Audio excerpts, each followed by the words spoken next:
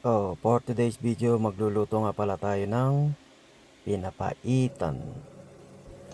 Pinapaitan pwede sa ulam, pwede rin sa pulutan. Mag-isa tayo ng bawang. Isayin lang natin yan.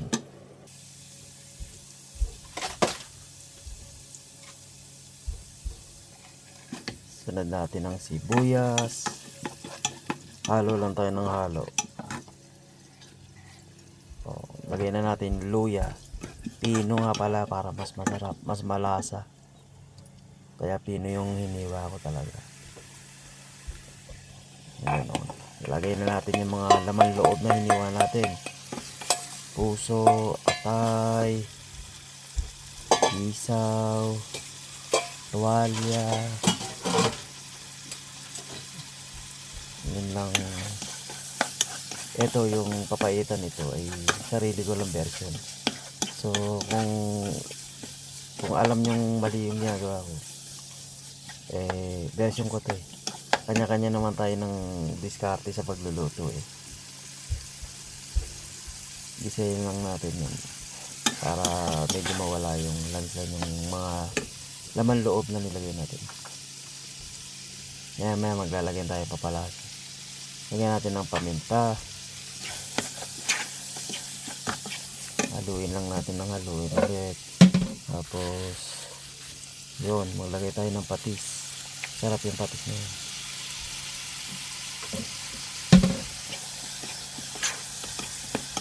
Halo-halo lang. Mas matagal yung paggigisa, mas masarap yun. Yan. Lagyan ko lang ng tubig para medyo lumambot pa, medyo matigas pa kasi yung mga hiniwa kong laman loob. Yun, lagyan natin yung instant natin papaitan mix. Yan lang meron dito eh. Wala akong nabili ng papapait, kaya yun lang, instant. Mas mabilis, di ba? Instant niya eh. Palambutin lang natin yung mga karne, halo-haloin lang natin. Maya maya di okay na yan, malapit na magluto rin yan. Pwede na yung pang ulam at masarap yan sa pulutan. Suwabe, sarap niyan, lalo na kung maulan. Ayan na, lagyan natin ng lemon. Yan lang ang ginagawa kong pampaasim sa lemon. Hindi naman ganong maasim yan, kagaya ng sa sampalok, kaya mas okay yan. Tapos may nilalagay pa ako dyan para dagdag ng lasa, aroma. Yun, lemon zest. Lalagyan natin ng lemon zest yan para kakaiba, di ba? Papaitan na may lemon zest. Sarap niyan. Lalo na kung may hangover ka, papaitan. Naka, sarap niyan. Halo lang tayo ng halo. Ngayon, yung pinagpigaan ko, lagay ko.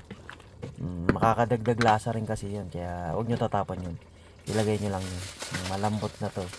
Maya maya luto na to. Solve na. Kain na, tapos inom, pulutan. Suwabe. Papaitan kayo dyan.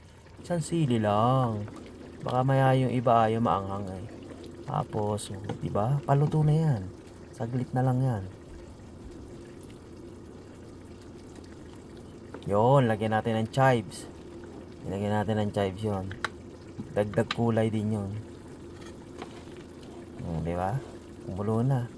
Ayos na. Maya maya titikman na natin yan. Titikman na ni Toto yan pag malapit na.